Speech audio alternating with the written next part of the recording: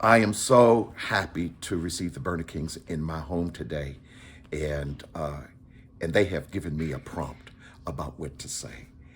And let me share a story with all of you about the origins of my connection with Allen Chapel AME Church, which is the oldest church in the city of Stanton, founded by people of color, right after the Civil War. When I first interviewed at Mary Baldwin University, I'll never forget being interviewed by the president, the then president, Cynthia Tyson. And I remember asking her if she could tell me about the black churches in Stanton. And bless her heart, she couldn't tell me. She didn't know. I think she was just mortified that she couldn't answer that question. She took the opportunity to go out and find out as much as she could, because I think she thought, I should know how to answer this question. So she did. But when I finally joined the faculty at Mary Baldwin, I went looking for the AME church in this town. I wondered, is there an AME church in this town? My wife and I are both AME ministers. We knew if there was an AME church in this town, we were going to join, no questions asked. We didn't need to know who the people were. We didn't need to know who the pastor was. We just knew that we were going to join the local AME church in the city of Stanton. We found it. And of course, we joined immediately. I mean, we showed up on a Sunday, we introduced ourselves to the congregation, and we said, and we're here to join your church. I don't think they'd ever had anybody join their church so fast. But we did. We joined Allen Chapel. It never even occurred to me in that moment that I would eventually become their pastor. I joined Mary Baldwin in 1990. By 1996, I was Allen Chapel's pastor. They didn't see it coming, and neither did I. But it has been quite the romance ever since. Let me just say, I have grown with that church, and that church has grown with me. And that whole congregation has become very, very dear to me. What else would you expect me to say as their pastor? But they're a very dear group of people.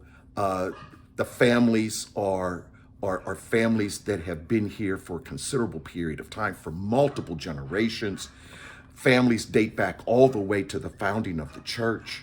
And they're thrilled about the longevity, the legacy of their church, and how steadfast their congregation has been many, many years in the making. Well, when I became their pastor, the other thing we knew we wanted to do was to reach out to other churches in town. Now, all kinds of churches in town. Ordinarily, Allen Chapel AME Church had an interconnection with every other black church in this town, because members of Allen Chapel had family members that were in all the other black churches in this town. But that was about as far as it went.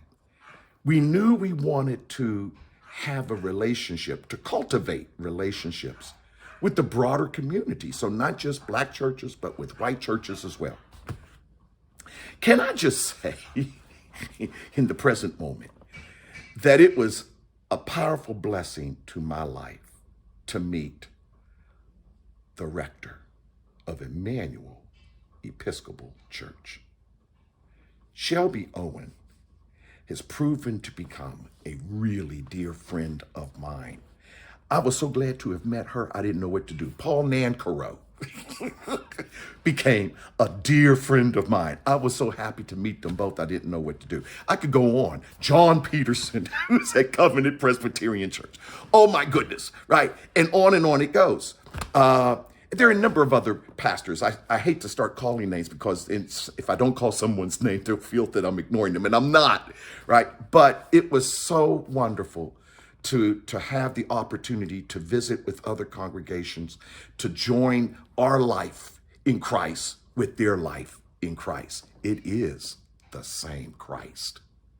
And so we were just overjoyed with the growing relationship that we have begun to cultivate with these different churches. Sadly, COVID came along, and everything we had begun together seemed to be thrown into suspense. It was in hiatus. And now, as COVID is beginning to wane, we're finding ourselves returning, but hesitantly, we're returning to what we had in the days prior to COVID. And so I want to say to everyone who's watching just now, especially members of Emmanuel Episcopal Church, that Steve Berneking and I got together and decided, let's do a joint service to start out the new year. We are retiring COVID and deciding that we're going to start the new year in a different kind of way. We're going to do it in worship. We're going to bring our congregations together. We're going to do it at Allen Chapel, but Emmanuel's going to bring their choir, and Steve has promised to play the piano, and he's going to do it with a down-home Southern feel. I can't wait. I can't wait. And so we're anticipating that to happen on the very first Sunday in the new year, January 1st, 2023, at 11 o'clock at Allen Chapel AME Church at 936 Sudbury Street. Don't pretend you don't know where that is, right? So please do come. Please do come. And we're going to enjoy worship together. We're going to enjoy communion together. We're going to enjoy singing together. And we're going to let the Lord bless all of us in the covenant that we make with each other, and to reaffirm the covenant that God has made with all of us. Is there any better way to start the new year? God bless you all, and we'll see you soon.